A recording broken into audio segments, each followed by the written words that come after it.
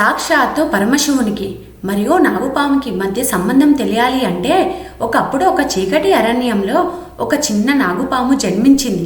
అది పుట్టుకతోనే చాలా విషం కలిగినదిగా ఉండేది. అందరూ దాన్ని దూరం పెట్టేవారు. పక్షులు కూడా దానిని చూడగానే ఎగిరిపోతూ ఉండేవి. జంతువులు దాన్ని దరిచేరకుండా పారిపోతూ ఉండేవి. ఆ నాగుపాము బాధతో నాదేం తప్పు లేదు, నా జన్మకు కారణం ఏంటో కూడా నాకు తెలీదు, కానీ ఎందుకు నాకు ఈ ఒంటరితనం అనుకునేది. చాలా దుఃఖిస్తూ ఉండేది. తన దేహంలో విషం ఉన్నందుకు ప్రపంచం తనను ద్వేషిస్తుందని అది భావించేది. ఒకరోజు నాగుపాము ఒంటరిగా కొండపైకి ఎక్కుతూ దూరంగా ఒక యోగి ధ్యానిస్తున్నాడని గమనించింది. ఆయన ఎవరో కాదు, సాక్షాత్తు ఆ పరమశివుడు. నాగుపాము ఆయన పక్కనే నెమ్మదిగా జాగ్రత్తగా చుట్టూ తిరుగుతూ నిశ్శబ్దంగా చూసింది. తొలిసారి అది ఎవరైనా తనను భయపడకుండా చూడడం గమనించింది. తనను చూసి అందరూ భయపడేవారు కదా, అందుకని. నాగుపాము ధైర్యంగా శివుణ్ణి ఇలా అడిగింది.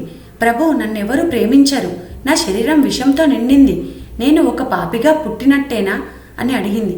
శివుడు కన్నులు తెరిచాడు. ప్రేమతో నవ్వుతూ, నీవు పాపివిగా కాదు, నీవు లోకం చేత తప్పుగా అర్థం చేయబడిన దేవతవు.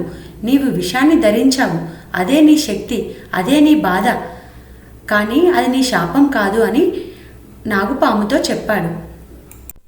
నాగుపాము కన్నీళ్లతో అడుగుతూ, పరమేశ్వర, మీరు అందరినీ కాపాడతారు, కానీ నన్ను ఎవరూ అంగీకరించరు, నేను ఎక్కడికి పోవాలి అని అడిగింది.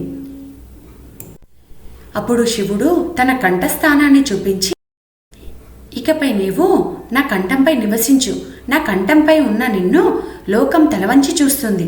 నీ విషయం ఇకపై ప్రపంచానికి హాని కాదు, అది జ్ఞానాన్ని, శక్తిని నియంత్రకు చిహ్నంగా ఉంటుంది. అలా పరమశివుడు పామును తన కంఠంపై ధరించాడు. ప్రతి ఒక్కరి లోపం వెనుక ఏదో బాధ ఉంటుంది. దాన్ని ప్రేమతో అంగీకరించగలిగిన వారే నిజమైన దేవతలు. శివుడు ఎవరి ద్వేషాన్ని చూసినవాడు కాదు, ఆత్మ యొక్క ఆవేదనను, ఒంటరితనాన్ని మాత్రమే చూస్తాడు.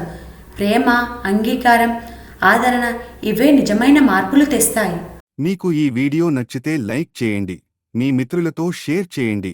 ఇంకా ఇటువంటి వీడియోల కోసం మా ఛానల్ను సబ్స్క్రైబ్ చేయండి. చూసినందుకు ధన్యవాదాలు.